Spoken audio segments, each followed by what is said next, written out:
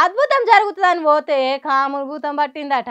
కాంగ్రెస్ సర్కార్ వస్తే కాసింత ఎక్కువ లాభం జరుగుతుంది అనుకుంటే ఇగో గీడ చూడుండ్రి ఎసొంటి రోజులు తీసుకొచ్చిండ్రు.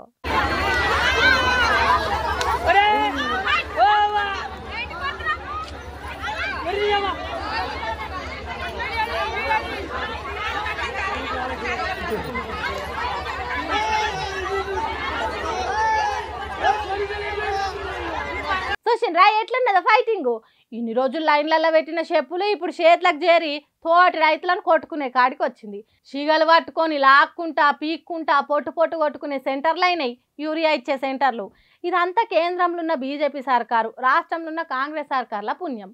ఇప్పటి నుంచి యూరియా సెంటర్ల ముంగట సహకార సంఘం అనే బోర్డులు తీసేసి ఆడోళ్ళ ఫైటింగ్ సెంటర్లు అనే బోర్డులు పెట్టాలి కావచ్చు.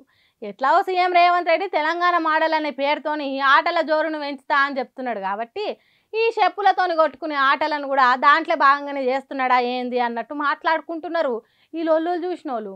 మరి లేకుంటే ఏంది గింత ఘోరంగా చేస్తారా తెలంగాణ రైతులను? ఎన్ని రోజులు పడుగాపులు కాసినా ఒక్క యూరియా బస్తీ ఇయ్యరు. కనీసం అక్కడ ఎటువంటి లొల్లులు కాకుండానైనా చూడాలి కదా.